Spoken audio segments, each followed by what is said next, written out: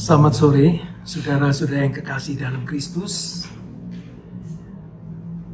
Pada sore hari ini kita akan melanjutkan pelajaran di dalam Lukas 1 ayat 26 hingga 38. Saya kira ada baiknya saya bacakan langsung aja. Tapi sebelumnya kita masuk di dalam doa terlebih dahulu. Bapa di surga, terima kasih Tuhan, kalau pada sore yang indah ini, Engkau masih mengizinkan setiap kami untuk ikut bersama-sama mempelajari sebagian daripada kebenaran firman-Mu. Roh Kudus, Engkau sendiri yang akan mencerahkan setiap kami. Engkau sendiri yang akan bekerja tatkala kami mempelajari sebagian daripada kebenaran firman-Mu. Engkau mau melayakkan setiap kami, terutama hamba-Mu yang membawakan renungan pada sore hari ini. Demi Kristus Yesus kami berdoa. Amin. Saya kira kita langsung aja ya. Di dalam ayat 26 hingga 38. Dengan perikop pemberitaan tentang kelahiran Yesus. Dalam bulan yang ke-6, Allah menyuruh malaikat Gabriel pergi ke sebuah kota di Galilea bernama Nazaret, kepada seorang perawan yang bertunangan dengan seorang bernama Yusuf dari keluarga Daud. Nama perawan itu Maria. Ketika malaikat itu masuk ke rumah Maria, ia berkata, "Salam, hai engkau yang dikaruniai, Tuhan menyertai engkau." Maria terkejut mendengar perkataan itu, lalu bertanya di dalam hatinya, "Apakah arti salam itu?" Kata malaikat kepadanya, "Jangan takut, hai Maria, sebab engkau beroleh kasih karunia di hadapan Allah. Sesungguhnya engkau akan mengandung dan akan melahirkan seorang anak laki-laki, dan hendaklah engkau menamai dia Yesus. Ia akan menjadi besar dan akan disebut Anak Allah yang Maha Tinggi. Dan Tuhan Allah akan mengaruniakan kepadanya takhta Daud, bapa leluhurnya. Dan ia akan menjadi raja atas kaum keturunan Yakub sampai selama-lamanya. Dan kerajaannya tidak akan berkesudahan." Kata Maria kepada malaikat itu, "Bagaimana hal itu mungkin terjadi? Karena aku belum bersuami." Jawab malaikat itu kepadanya, "Roh Kudus akan turun atasmu, dan kuasa Allah yang Maha Tinggi akan menaungi engkau. Sebab itu anak yang akan kau lahirkan itu akan disebut kudus, Anak Allah. Dan sesungguhnya Elisabet, sanakmu itu, ia pun sedang mengandung seseorang anak laki-laki pada hari tuanya. Dan inilah bulan yang ke-6 bagi dia, yang disebut mandul itu. Sebab bagi Allah tidak ada yang mustahil," kata Maria. "Sesungguhnya aku ini adalah hamba Tuhan. Jadilah padaku menurut perkataanmu itu." Lalu malaikat itu meninggalkan dia. Demikian bunyi firman Tuhan. Kita minggu lalu masih ingat ya, di dalam pasal 1 sebelumnya, yaitu kita membahas mengenai cara Lukas menulis Injil Lukas ini. Tapi Lukas itu ada 5 poin yang penting. Satu, dia katakan saksi mata. Dua, pelayan firman. Kita semua sudah ingat ya. Poin ketiga, menyelidiki segala peristiwa itu dengan saksama. Ya, peristiwa itu teliti sekali. Dari asal mulanya. Yang keempat, mengambil keputusan untuk membukukannya dengan teratur. Nah, ini sistemnya dia. Sehingga waktu kita belajar di dalam Lukas ini, harus mengikuti cara dia melakukan penulisan Injil ini. Dan penting lagi, engkau dapat mengetahui bahwa segala sesuatu yang diajarkan kepadamu sungguh benar. Jadi minggu lalu kita ingat ya, masih satu, eyewitness, servants of the word, ya, pelayan, lalu carefully investigated everything from the beginning. Dia selalu dengan teliti menguraikan segala sesuatu dengan teliti. Lalu keempat, yaitu orderly account. Jadi to write an orderly account, suatu tulisan, catatan yang teratur. Sampai kita ngelihat ya, dalam masa apa, dia dengan teliti. Sehingga waktu kamu tidak melakukan hal ini, kamu akan kesulitan di dalam menafsirkan Injil Lukas. Dan yang terakhir, yang kelima poinnya ada certainty of the things you have been taught. Loh, kamu itu diajar. Gunanya apa? Kalau kamu diajar, kamu tidak ada suatu keyakinan. There are certain things of the thing you have received. Kamu cuma-cuma.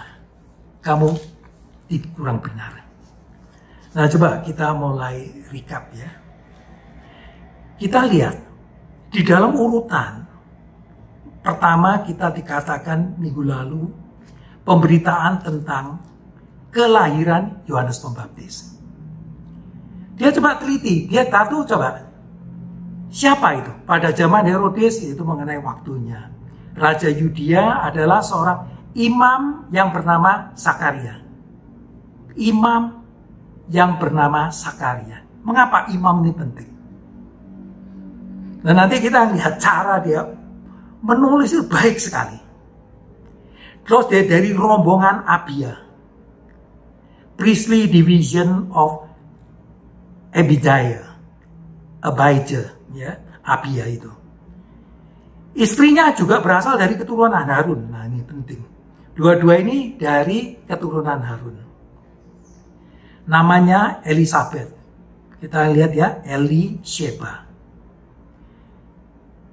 Kita masih ingat keduanya adalah benar di hadapan Allah dan hidup menurut segala perintah dan ketetapan Tuhan dengan tidak bercacat.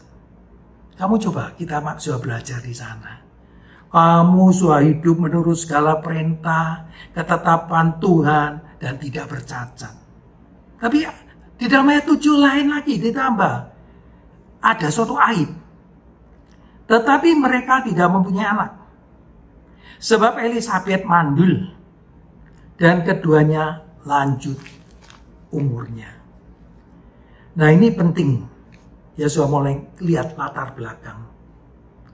Mengapa? Ini nanti dia saudara sepupu Elizabeth ini dengan Maria. Nah, ini coba. Nanti sebelum kita ngerti Maria, kamu tidak mengerti mengenai Yohanes Pembaptis, tidak pernah ngerti latar belakang daripada imam Sakaria dan istrinya Elizabeth, kesulitan. Jadi dia tulis teratur, kamu dari sini tahu nanti sampai bulan-bulannya dengan teliti Lukas menyisakan ini. Lalu ditunjuk lagi ya, secara sampai Tuhan itu memperhatikan waktu dia bertugas ya Pak, dialah ditunjuk untuk masuk, yaitu Sakaria ditunjuk masuk ke dalam bait suci dan membakar ukupan. Kita masih ingat, yaitu malaikat Tuhan berdiri di sebelah kanan mezbah pembakaran ukupan. Ada penting, jangan takut, hai Sakaria. Sebab doamu telah dikabulkan. Dan Elisabet istrimu akan melahirkan seorang anak laki-laki bagimu. Dan haruslah engkau menamai dia Yohanes. Kita masih ingat ya minggu lalu, John Ibraninya adalah Yohanan. Ya. Yosua Hanan. Artinya apa? Grace by God. Engkau akan bersukacita dan bergembira. Bahkan banyak orang akan bersukacita atas kelahiran itu. Dikatakan Yohanes ini ia akan penuh dengan Roh Kudus mulai dari rahim ibunya. Kita sampai lihat di dalam ayat 18, saudara masih ingat? Bagaimana aku tahu bahwa hal ini akan terjadi? Sebab aku sudah tua dan istriku sudah lanjut umurnya. Terus malaikat katakan toh, itu suatu hal yang impossible. Malaikat bilang apa? Akulah Gabriel, dia tegaskan. Tadi sebelumnya malaikat masih tidak menyebutkan namanya dia adalah Gabriel. Tapi kali ini di dalam ayat 19 dikatakan akulah Gabriel. Yang melayani Allah, dan aku telah diutus untuk berbicara dengan engkau. Dan untuk menyampaikan kabar baik ini kepadamu. Sesungguhnya engkau akan menjadi bisu dan tidak dapat berkata-kata sampai kepada hari di mana semuanya ini terjadi. Karena engkau tidak percaya akan perkataanku yang akan nyata kebenarannya pada waktunya. Kita masih ingat, yaitu berapa lama kemudian Elisabet istrinya mengandung. Dan selama 5 bulan ia tidak menampakkan diri, katanya, inilah suatu perbuatan Tuhan bagiku. Dan sekarang ia berkenan menghapuskan aib di depan orang. Kita lihat, kita dikatakan bahwa Yohanes Pembaptis itu adalah membuka jalan bagi Tuhan Yesus. Benarkah demikian? Lukas ini menulisnya teliti. Kamu mengapa? Seringkali waktu kita lihat toh, kamu itu katanya diberkati Tuhan, berkenan pada Tuhan. Kok dibikin bisu? Apa bisu itu hukuman dari Tuhan? Apa dalam waktu yang dikatakan Sakaria ini bisu, terus kamu nafsirkan di mana? Kita pikir ini kutukan karena dia kurang percaya, mengatakan dirinya sudah tua. Nah ini, kita tidak bakal ngerti. Ini apa? Karena justru karena dia bisu, dia tidak bisa berkata-kata. Maka kita lihat, sementara itu orang banyak menanti-nantikan Sakaria. Mereka menjadi heran bahwa ia begitu lama berada dalam bait suci. Ketika ia keluar, ia tidak dapat berkata-kata kepada mereka dan mengertilah mereka bahwa ia telah melihat suatu penglihatan di dalam bait suci. Lalu ia memberi isyarat kepada mereka sebab ia tetap bisu. Ini kita lihat. Ketika selesai jangka waktu tugas jabatan, ia pulang ke rumah. Nah, sehingga hal tersebut menjadi tersebar. Nah, mengapa ini penting? Kita waktu di sini belajar di dalam ayat 26, dalam bulan yang ke-6 Allah menyuruh malaikat Gabriel pergi ke sebuah kota di Galilea bernama Nazaret. Langsung bulan ke-6. Dikatakan tadi Elisabet sudah berarti apa? Nanti kita lihat. Untuk saudara bisa mengerti konteksnya dengan baik dan aturan-aturannya itu dengan baik. Saudara lihat di dalam ayat 39. Beberapa waktu kemudian berangkatlah Maria dan langsung berjalan ke pegunungan menuju sebuah kota di Yudea. Ini penting. Jadi dia waktu kelihatan Maria nanti waktu sesudah dikunjungi oleh malaikat Gabriel, di sana gak lama dia meninggalkan sebetulnya. Ini penting. Dan kita tahu, dan seketika Elisabet mendengar salam Maria, melonjaklah anak yang di dalam rahimnya, dan Elisabet pun penuh dengan Roh Kudus. Nah, ini mau dikatakan gini. Sesudah dia dikatakan nanti di dalam ayat 37, sebab bagi Allah tidak ada yang mustahil. Terus, sesungguhnya aku ini adalah hamba Tuhan, jadilah padaku menurut perkataanmu itu. Lalu malaikat itu meninggalkan dia. Saya mau katakan mengenai waktu-waktu. Jadi cara Lukas menyusun dengan teliti gini. Lalu yang dikatakan di dalam ayat 39 tadi itu, at that time, pada waktu itu, Mary got ready and hurried to a town. Begitu dia melihat gak lama, dia langsung ke rumah daripada Elisabet. Nah, kalau kita belajar di sini, kita tahu hubungannya Maria dan Elisabet itu dekat. Nanti ada suatu kejutan. Nanti kita mau belajar di dalam minggu depan mengenai ada 4 hal yang penting ya. Nanti kita waktu belajar di dalam ayat-ayat selanjutnya, terutama yang pertama nanti ada Magnificat itu. Magnificat Mary Song dari nyanyian pujian Maria. Itu pertama. Yang diambil dari Lukas 1, 46 sampai 55. Kedua, yang terkenal dari Zacharias benediction. Ya, kita nanti akan diuraikan satu persatu di sana. Itu mengenai Blessed be the Lord God of Israel.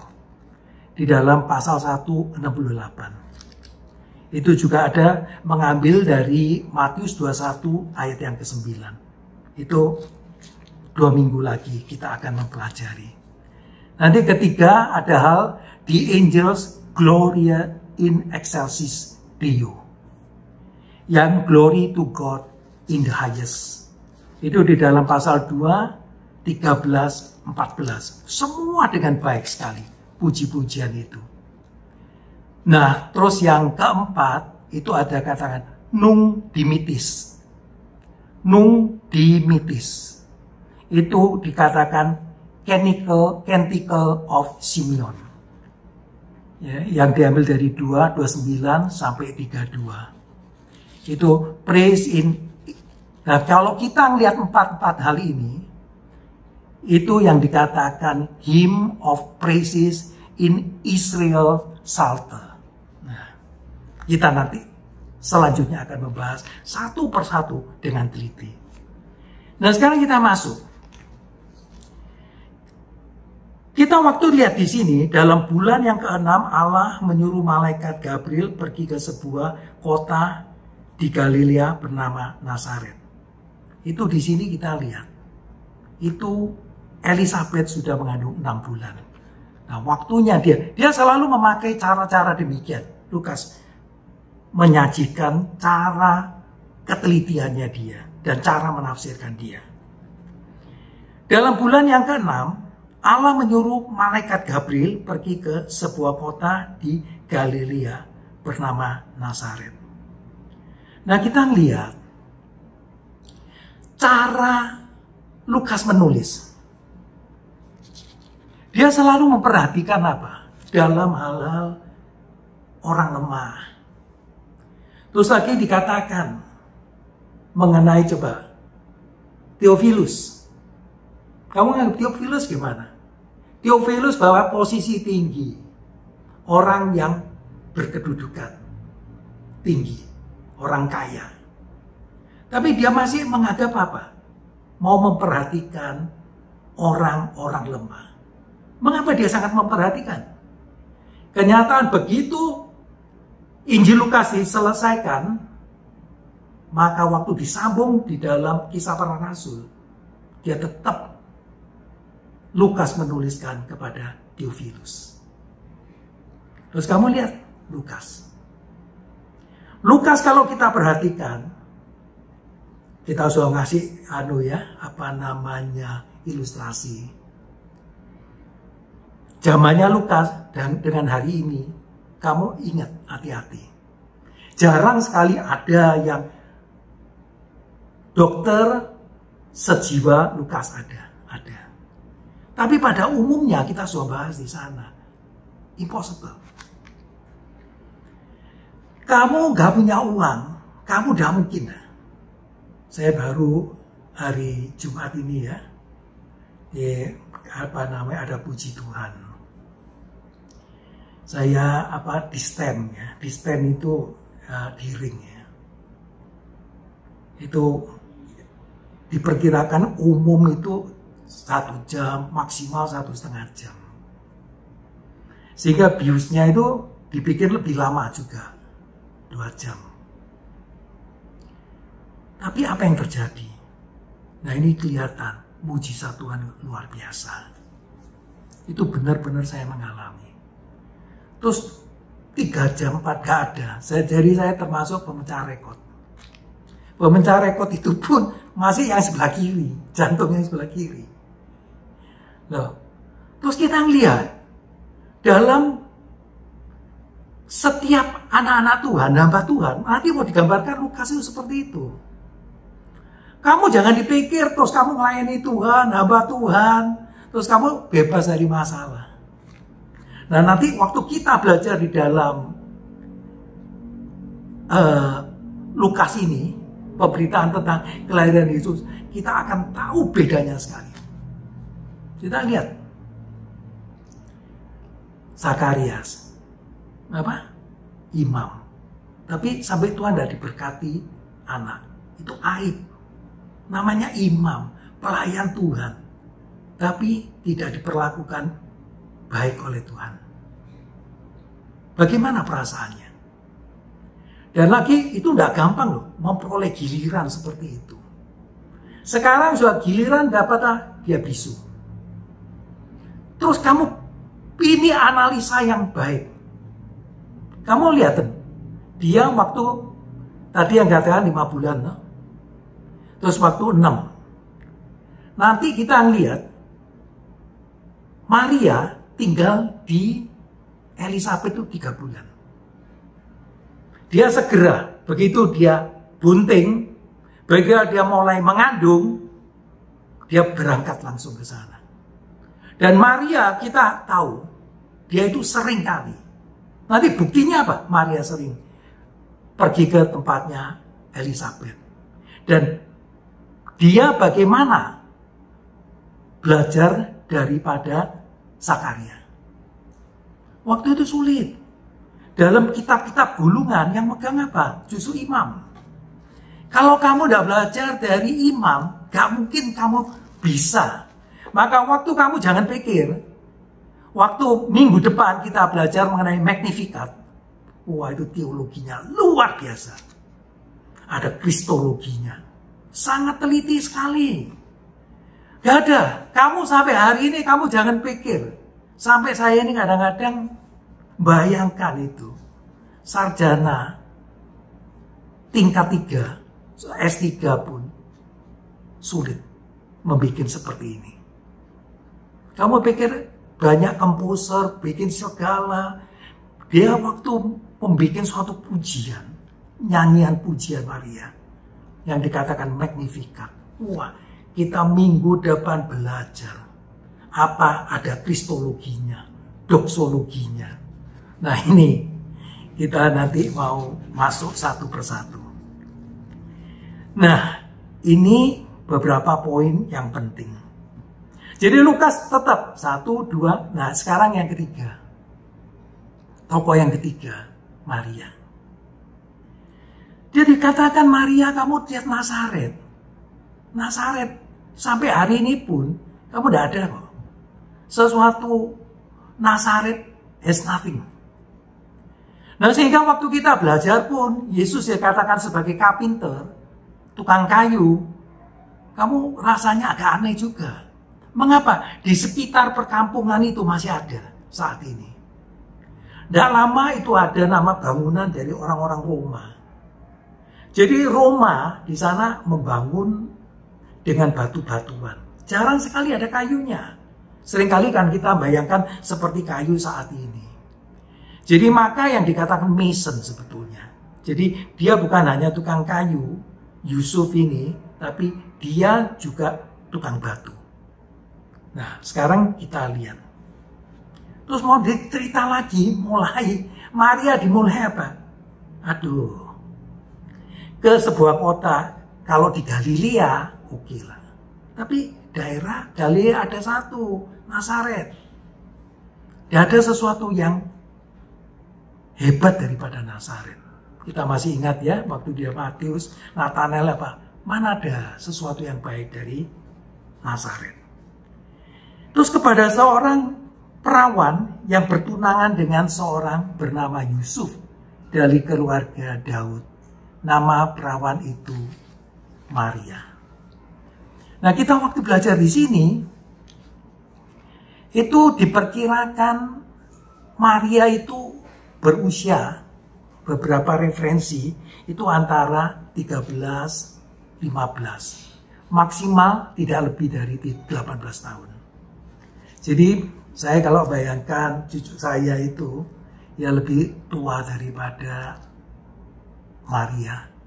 Ya, yang besar perempuan itu sudah 17 tahun. Ya, sekitar sana lah. Itu cucu perempuan saya yang kedua itu. Ya, sudah 15 tahun. Ya, sehingga saya ada gambaran. Nah, mereka bertunangan itu biasanya ada masa waktu 1 tahun. Suatu dikatakan engagement, bertunangan. Sebetulnya di dalam adat daripada Yahudi itu kecil, seperti di timur, di Chinese culture itu juga sama, mulai kecil dijodohkan, tapi belum ngambil sampai ketunangan. Di tunangan itu biasanya waktunya ada 1 tahun. Nah, ini mereka sudah bertunangan.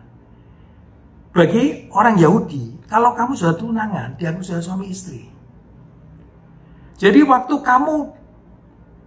masa-masa bertunangan ini, kalau kamu bercerai, sudah dia bercerai, benar kamu tidak pernah berhubungan satu sama lain. Nah, ini poin penting sekali. 28, ketika malaikat itu masuk ke rumah Maria, ia berkata, "Salam, hai engkau yang dikaruniai Tuhan, menyertai engkau." Maria terkejut mendengar perkataan itu. Lalu bertanya di dalam hatinya, apakah arti salam itu? Kata malaikat itu kepadanya, "Jangan takut, hai Maria, sebab engkau beroleh kasih karunia di hadapan Allah. Sesungguhnya engkau akan mengandung dan akan melahirkan seorang anak laki-laki, dan hendaklah engkau menamai dia Yesus. Ia akan menjadi besar dan akan disebut anak Allah yang maha tinggi, dan Tuhan Allah akan mengaruniakan kepadanya takhta Daud bapa leluhurnya. Dan ia akan menjadi raja atas kaum keturunan Yakub sampai selama-lamanya. Dan kerajaannya tidak akan berkesudahan." Nanti kita lihat, kita berhenti di sini. Sebelum kita melihat wanita yang dikatakan anak gadis, yang dikatakan perawan. Nah, itu apa maksudnya? Kita tetap tidak bisa terlepas kalau saudara perhatikan. Jadi di dalam Lukas ini banyak sekali nubuatan. Nubuatan yang pertama kita lihat 2 poin yang penting. Kita sama-sama baca. Di dalam Kejadian 3 ayat yang ke-15. Itu yang terkenal sekali. "Aku akan mengadakan permusuhan antara engkau dan perempuan ini, antara keturunanmu dan keturunannya. Keturunannya akan meremukkan kepalamu, dan engkau akan meremukkan tumitnya." Di dalam NIV dikatakan, "And I will put enmity." Jadi akan mengadakan permusuhan between you and the woman. Bukan women, bukan jamak, tapi woman. Ini coba, perempuan. And between you and between your offspring and hers. Dan mengapa? Turunannya iblis dengan turunan perempuan ini. He will crush your head. Ya, dia akan meremukkan kepalamu, and you will strike his heel. Ya, dan engkau akan meremukkan tumitnya.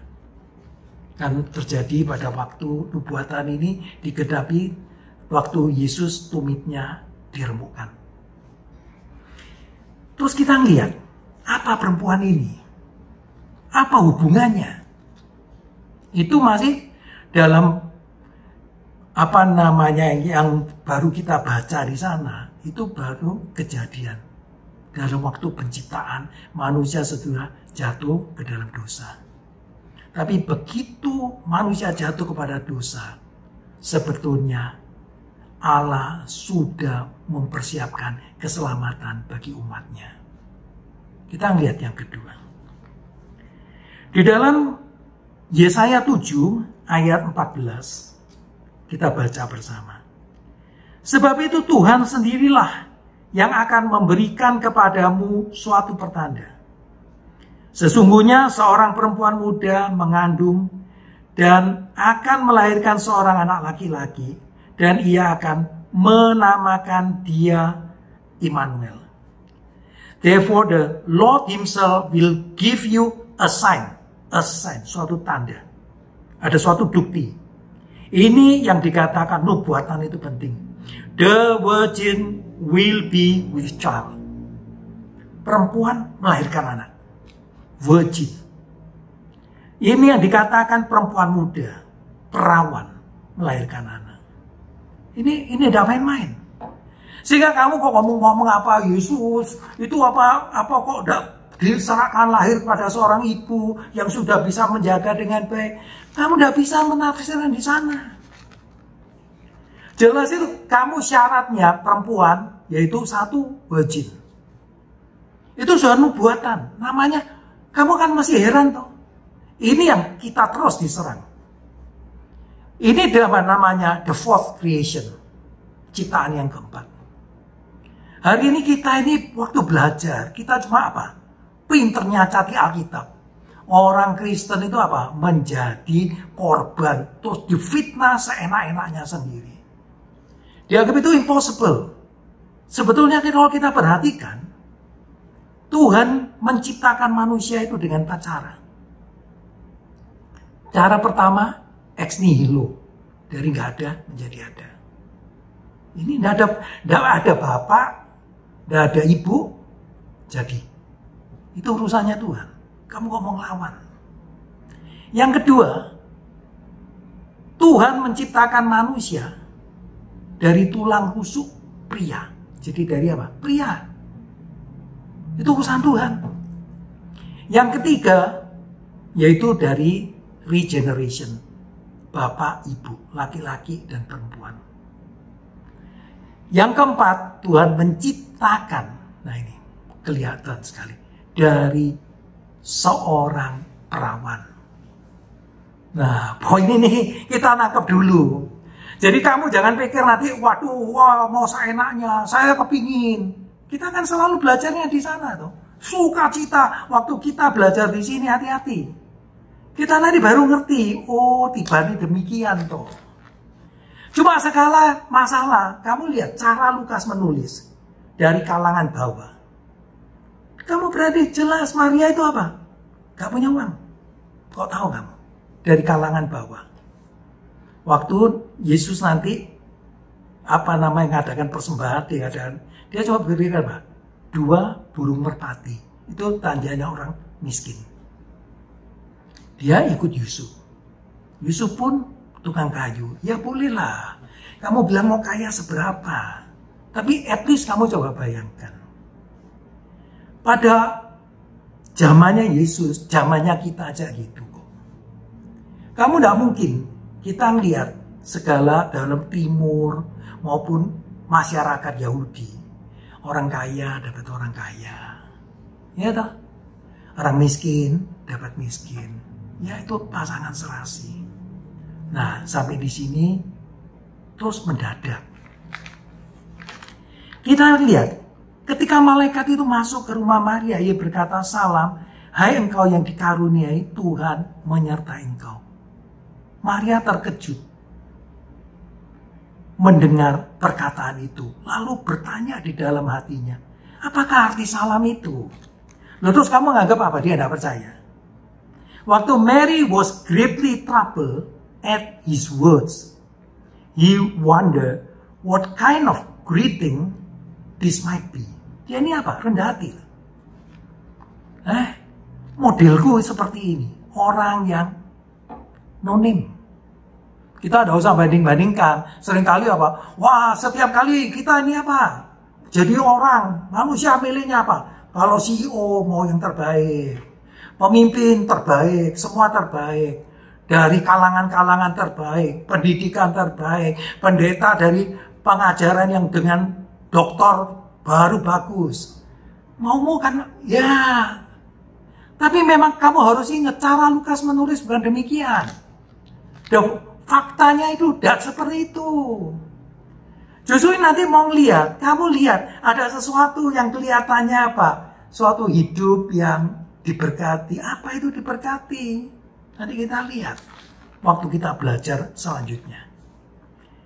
Jadi dia apa? Justru di sini ada mau mengatakan rendah hati. Poinnya di sana. Nah, kata malaikat itu kepadanya, jangan takut hai Maria, sebab engkau beroleh kasih karunia di hadapan Allah. Sesungguhnya engkau akan mengandung dan akan melahirkan seorang anak laki-laki. Dan hendaklah engkau menamai dia Yesus. Ia akan menjadi besar dan akan disebut anak Allah yang maha tinggi. Dan Tuhan Allah akan mengaruniakan kepadanya takhta Daud, bapak leluhurnya. Dan ia akan menjadi raja kaum keturunan Yakub sampai selama-lamanya. Dan kerajaannya tidak akan berkesudahan. Langsung dijawab, kata Maria kepada malaikat itu. Bagaimana hal itu mungkin terjadi? Karena aku belum bersuami. Jawab malaikat itu kepadanya, Roh Kudus akan turun atasmu, dan kuasa Allah yang maha tinggi akan menaungi engkau. Sebab itu anak yang akan kau lahirkan itu akan disebut kudus, anak Allah. Dan sesungguhnya Elisabet sanakmu itu, ia pun sedang mengandung seorang anak laki-laki pada hari tuanya. Dan inilah bulan yang ke-6. Inilah bulan yang ke-6. Jadi waktu itu, saat itu sudah Maria sudah mengandung. Bagi dia yang disebut mandul itu. Ini yang dikatakan mengenai Elisabet. Sebab bagi Allah tidak ada yang mustahil. Kata Maria, sesungguhnya aku ini adalah hamba Tuhan. Jadilah menurut perkataanmu itu. Lalu malaikat itu meninggalkan dia. Waktu kita belajar di sini, nanti minggu depan, wah hebat. Kamu dikatakan apa? Jiwaku memuliakan Tuhan, hatiku bergembira. Nanti semua satu persatu dia merasa apa? Sungguh mulai dari sekarang segala keturunan akan menyebut aku berbahagia. I'm blessed. Waktu kita belajar di sini, kita perhatikan konsekuensi Maria menerima ini. Seringkali kita ngeliat, no? Kita kembali tadi. Kata malaikat itu, jangan takut hai Maria, engkau beroleh kasih karunia di hadapan Allah. Don't be afraid, Mary. You have found favor with God. Kamu memperoleh kasih karunia, benar. Kamu beranugerah. Luar biasa. Kamu soal menerima anugerah apa? Very happy. Kamu merasa apa?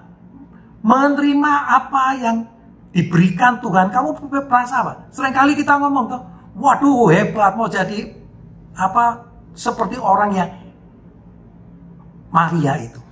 Bahkan seringkali di dalam Katolik mengatakan Immaculate Virgin. Tapi di dalam Alkitab tidak mengatakan demikian. Dia itu diberkati oleh Tuhan. Nah, nanti minggu depan itu kita bertanya. Nah, sekarang yang menjadi masalah. Kamu pikir waktu menerima ini. Maka minggu depan kita itu ngerti. Ini ada problem besar di sini. Apa waktu Maria mendengarkan diberkati, kamu percaya apa tuh? Maka prosperity gospel, kamu jangan percaya. Kamu pikir yang orang yang paling sedunia, paling diberkati itu siapa? Maria. Nabi yang terbesar siapa? Yang dikatakan Yohanes Pembaptis. Loh, tapi matinya Yohanes Pembaptis gimana? Kamu tahu mulai saat ini sebetulnya dia mengalami suatu risiko yang luar biasa. Kamu perhatikan, setiap anak gadis, ya termasuk saya bayangkan cucu saya, pasti dia ada suatu impian, suatu masa depan. Dia kepingin sekali bersama dengan suaminya. Tadi lain kali punya anak. Ya, ini suatu impian-impian yang begitu indah di dalam hidupnya. Itu sudah wajar sekali. Dengan menerima ini nanti kita lihat apa yang terjadi, risikonya. Sehingga risiko ini nanti kita mempelajari mulai minggu depan itu mulai. Ini cara Lukas mulai menyajikan itu akan lebih teliti. Jadi waktu kita dipikir kamu itu pasti dong sudah diberkati. Kamu sudah mempunyai favor from God. You have found favor with God. Tuhan itu berkenan. Sudah orang yang paling diberkati. Kamu itu luar biasa. Sebagai dikatakan ibu daripada Yesus. Luar biasa toh.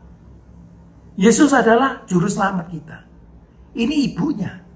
Nanti dia kok tahu Yesus itu adalah juru selamat. Nanti banyak nanti kita lihat. Nanti Lukas mau masuk betapa ketegangan-ketegangan itu terjadi. Jadi coba kamu lihat dan bayangkan.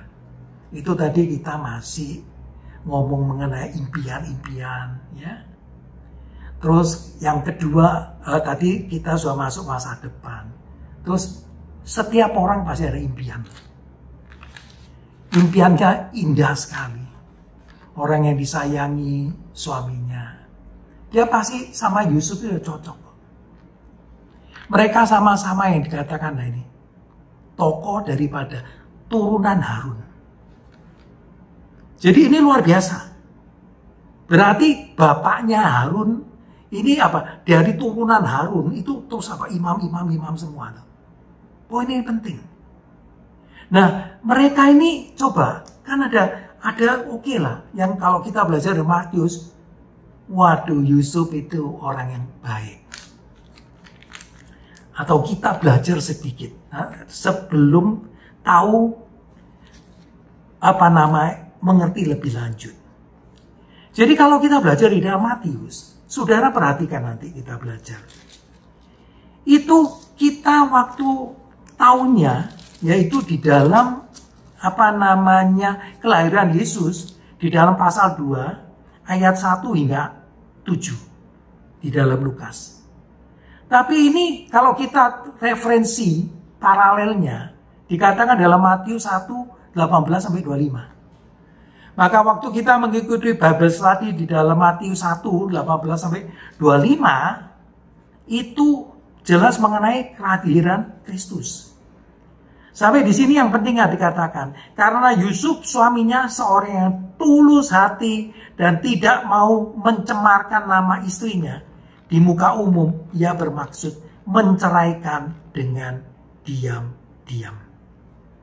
Tetapi ketika ia mempertimbangkan maksud itu, malaikat Tuhan tampak kepadanya dalam mimpi dan berkata, Yusuf anak Daud, janganlah engkau takut mengambil Maria sebagai istrimu, sebab anak yang di dalam kandungannya adalah dari Roh Kudus.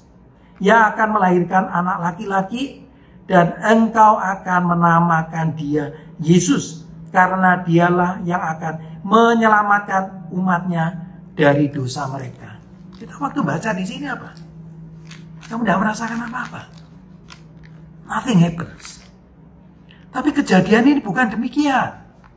Engkau memperoleh favor with God. Tuhan cinta, Tuhan memberkati engkau. Tapi the reality di dalam kehidupanmu, apa yang terjadi? Kalau engkau terus menganggap, waduh, sudah diberkati, badan sehat, mempunyai kekayaan yang luar biasa, terus tambah naik, tambah top, itu suruh belajar yang teliti. Maka kalau kamu belajar Lukas, mau pedot-pedot, tidak verse by verse study Bible, sulit. Itu kita sudah masuk tadi ya, masa depannya, mimpi indahnya, semua lenyap. Kamu jangan waktu biar jawab dia ini di sini. Itu suatu pergolakan. Terus ketiga masih ada lagi loh. Kamu kayak menghadapi keluarganya gimana? Ini problem. Keluarganya pasti repot. Nah ini kita mulai masuk. Kapan dia ini mulai terjadi konfliknya? Jadi waktu kita ngelihat apa artinya damai sejahtera itu? Damai sejahtera itu apa? Waktu berbagai macam permasalahan yang terjadi di dalam hidupmu. Tapi engkau tetap memperoleh damai sejahtera. Damai sejahtera ini adalah pemberian Tuhan. Anugerah ini adalah pemberian Tuhan. Kamu tidak bisa mengerti anugerah itu dari perspektif pikiran kita yang sangat terbatas. Jangan mimpi. Kita lihat mulai pertama, kamu jangan pikir, wah kepingin semua jadi Maria. Kamu bisa tahan seperti gini. Kamu lihat. Tadi sudah impiannya sebagai gadis. Terus apa? Bakal hilang apa? Itu tadi masih hilang suami. Terus urusan masih apa? Dia akan aib bagi keluarganya. Terus bapaknya gimana? Ibunya gimana? Itu kejadian sekarang lihat. Dia mulai. Nah, bagaimana kok kita tahu dia dikuatkan sama Tuhan? Bagaimana Tuhan bekerja? Maka everything is possible with God. Dari mana? Kita mesti tanya toh. Kok tahu seperti ini berkat. Loh kami kenyataan. Terus apa? Apa Tuhan tidak melakukan hal terlebih dahulu? Nah ini, dia pasti pertama. Waktu kita menafsirkan di sini, begitu dia perutnya dikatakan mengandung, pada saat itu tidak lama dia pergi. Tapi Maria ini memang sering mengunjungi Elizabeth. Belajar apa? Belajar mengenai PL. Maka dia itu ilmu PL-nya itu ngerti sekali. Taunya apa? Sesudah terjadi ini, kita waktu belajar di dalam Magnificat. Dalam Magnificat di sini, nanti diceritakan kelahiran daripada Yohanes Pembaptis. Sudah 9 bulan, dia adalah 3 bulan. Terus dia tinggal di sana 3 bulan. Jadi waktu dia pulang, itu Maria itu sudah ngandung 3 bulan. Jangan kamu nafsirkan yang aneh-aneh. Wong Alkitab tulis demikian kok. Jangan kamu ngomong nanti berapa, enggak tahu enggak. Itu konteks harus di sana. Harus dimengerti seperti itu. Banyak penafsiran-penafsiran yang seenaknya sendiri menafsir. Kamu enggak bisa. Kamu begitu sequence-nya, kamu rubah, kamu mau karang. Soalnya kamu enggak bisa menerjemahkan di dalam Lukas ini.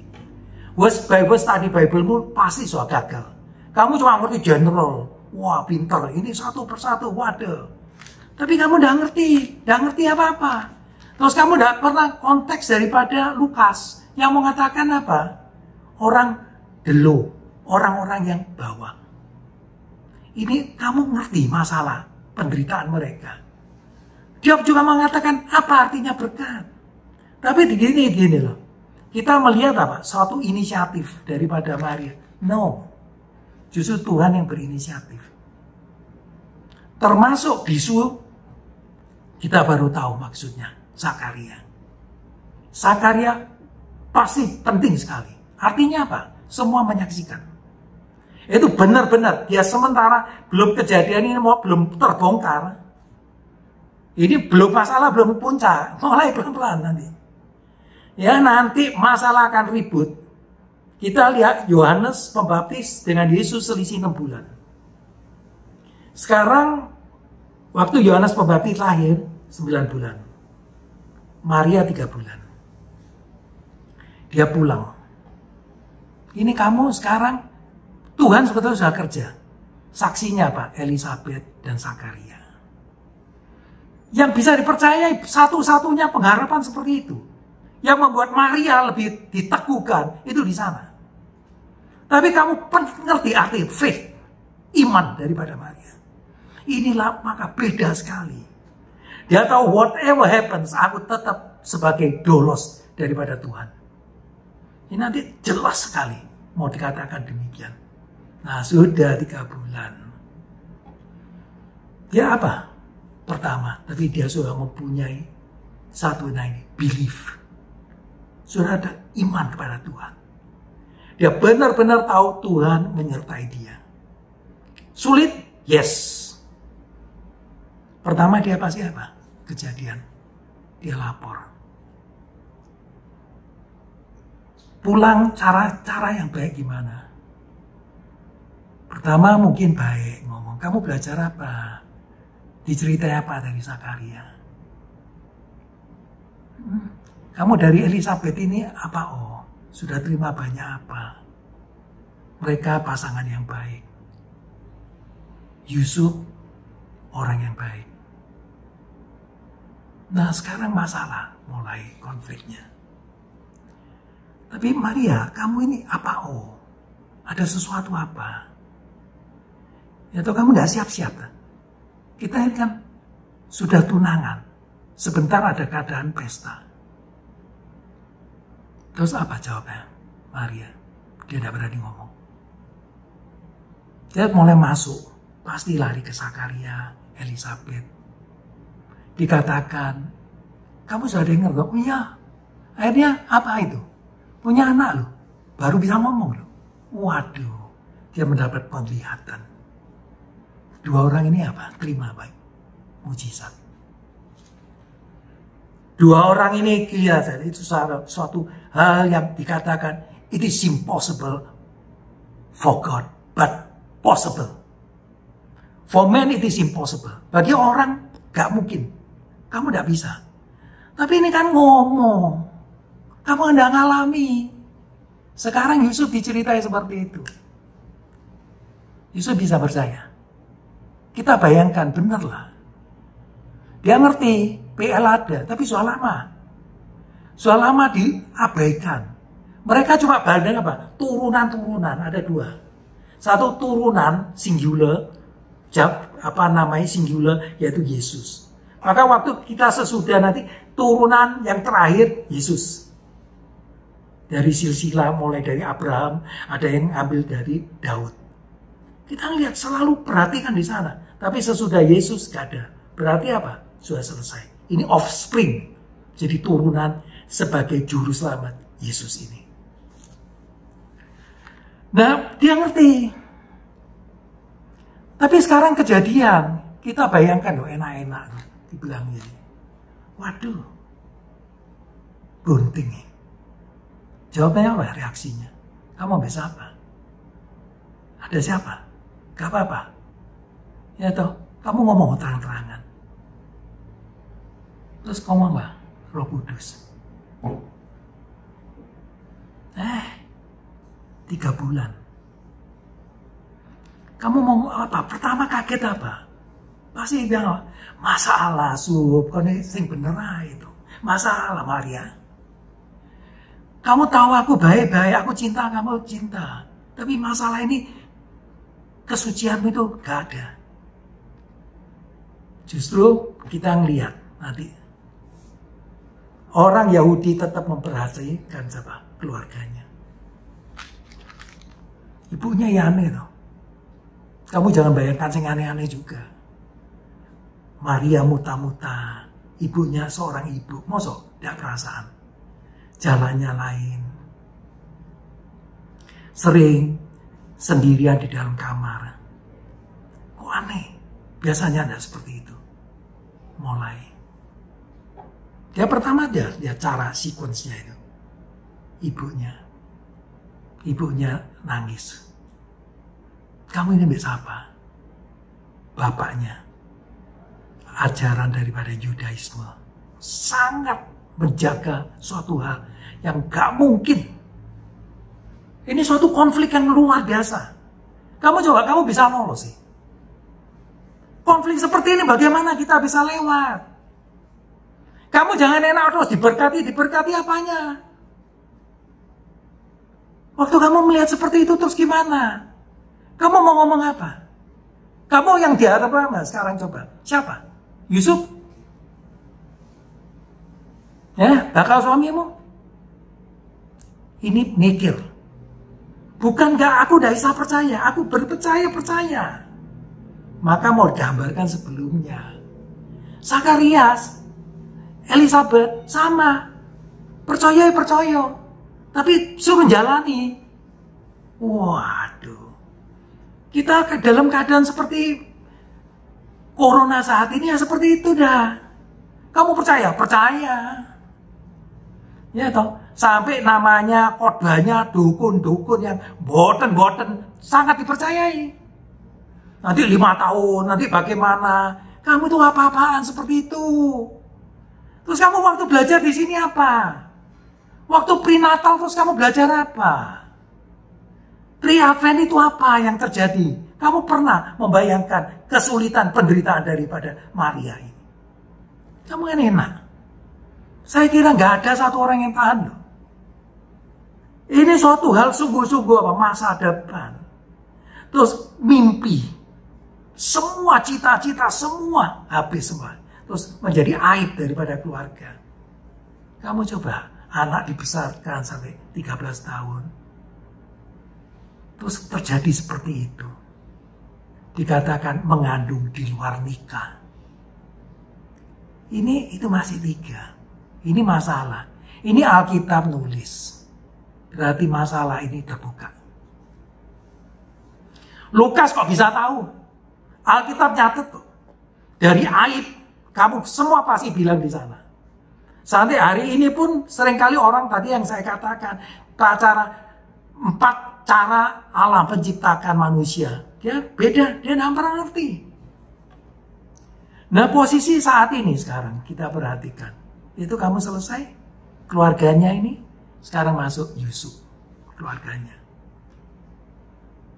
Terus apa yang terjadi? Mereka orang yang mau dikatakan. Orang yang agamanya luar biasa. Orang yang sangat setia kepada Tuhan. Orang yang tulus. Tapi waktu keadaan seperti ini, jangan kamu terus ngomong besar lah. Ini suatu konflik yang begitu sulit sekali. Sudah mencapai kritisnya sekali. Mulai bapaknya Yusuf keluar. Saudara waktu melihat seperti itu gimana? Hah?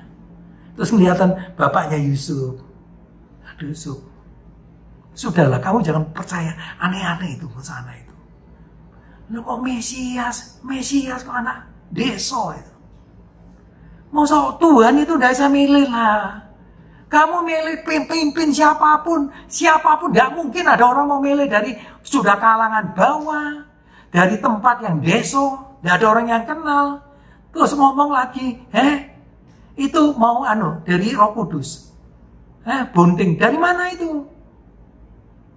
Dia rapat punya semua. Akhirnya apa? Terjadi semua dengar. Kamu jangan pikir enggak loh. Jadi itu nanti termasuk mau gambarkan apa? Dikatakan Yesus ini adalah juru selamat. Tiap yang kamu jangankan bayangkan nanti gambarannya Lukas kamu dibawa nanti menuju Yerusalem. Ini kita lihat mulai dari Yerusalem nanti kembali lagi ke Yerusalem. Itu nanti selalu kita masuk satu-satu apa artinya dari Exodus. Kita nanti mau belajar mulai dari janji Tuhan kepada Nuh. Terus masuk dalam Abraham. Terus Ishak, Yakub. Itu yang dikatakan Testament. Nah sekarang yang dikatakan New Testament. Perjanjian baru. Ini adalah melalui Yesus Kristus. Tapi teori gampang. Konflik lagi sekarang masuk. Keluarganya. Keluarganya kamu lihat, kalau mereka ada baik, maka Yusuf mau menceraikan. Dia pasti dapat penekanan juga. Orang baik. Aku percaya, tapi mau percaya gimana? Maka dari itu kita harus belajar mengenai iman. I do believe. Aku sungguh-sungguh 100% percaya. But ada satu. Help me to overcome my unbelief. Tapi bantuan toh ketidakpercayaanku dari sini. Setiap hari aku melihat ini beda dengan impianku. Lain daripada cita-citaku. Aku ingin dari apa? Keluarga yang bahagia, melahirkan anak, terus kita hidup. Mesti suamiku bukan orang yang kaya, tapi pasti bisa membayarkan aku. Semua hilang. Sampai di sana.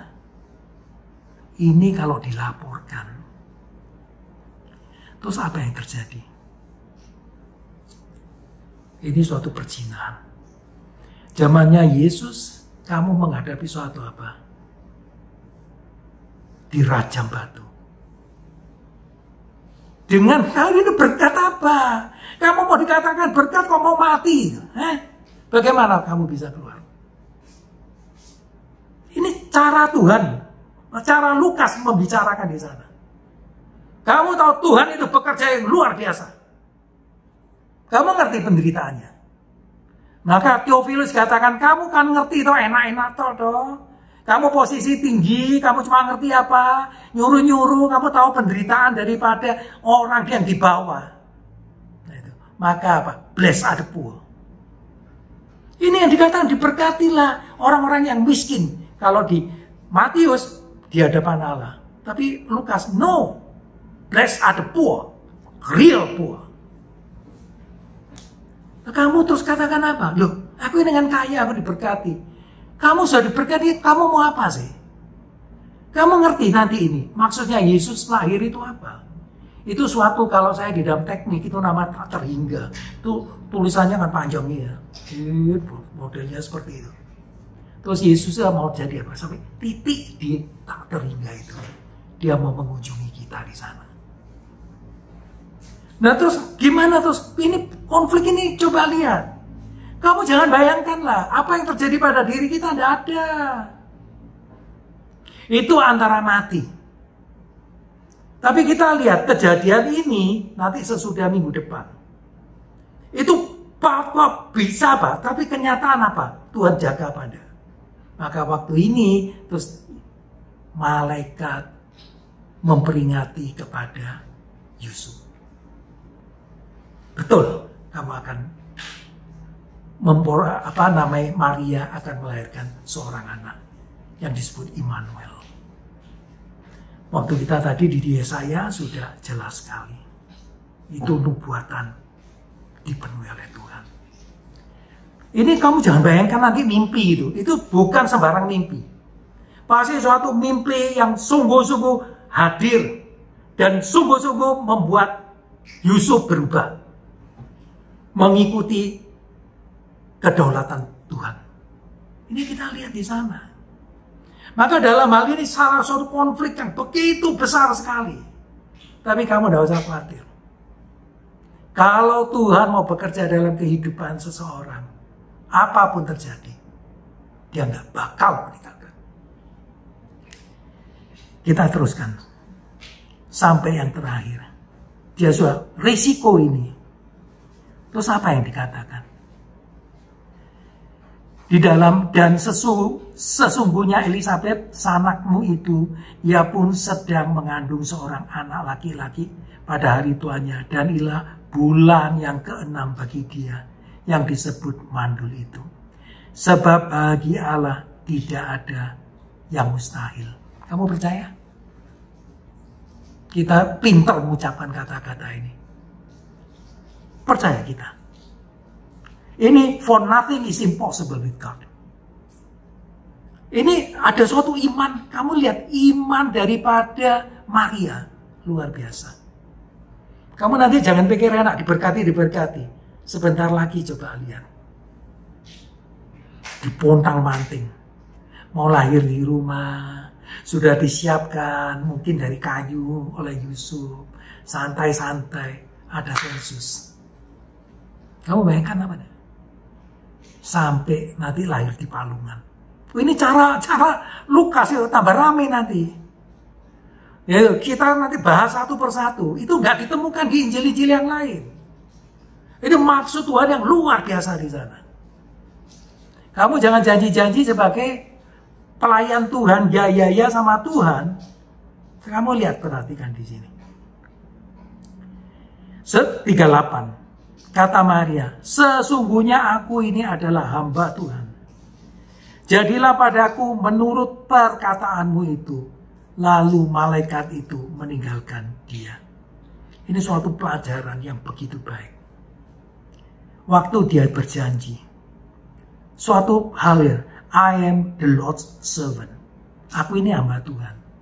Kamu dolos, siapa? Kamu pasti nurut sama majikanmu. Kamu tidak usah ribut-ribut. Di sini jelas dia pakai dolos ini. Aku budakmu. Budak mau ngelamar apa?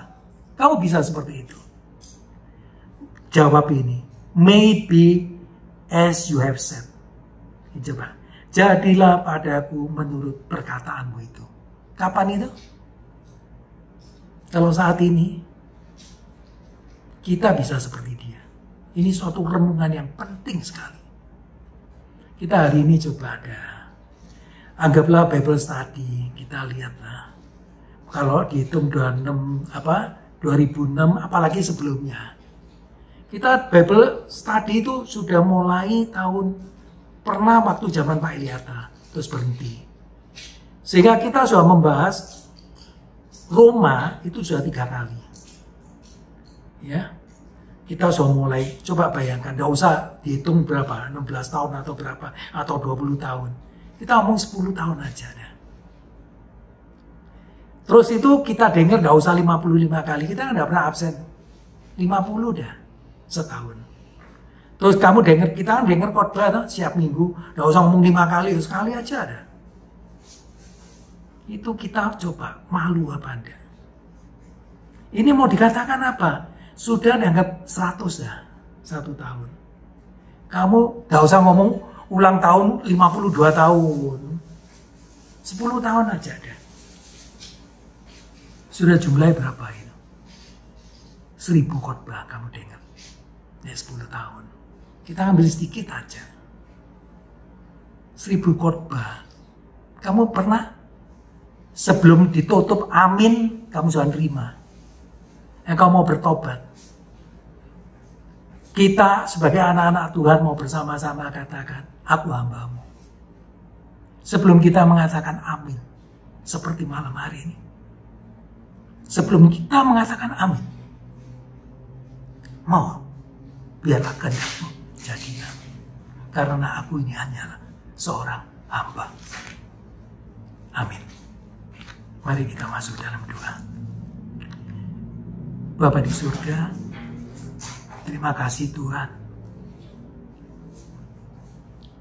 Engkau telah membuat kami bersama-sama merenungkan arti daripada anugerah yang Kau berikan kepada kami.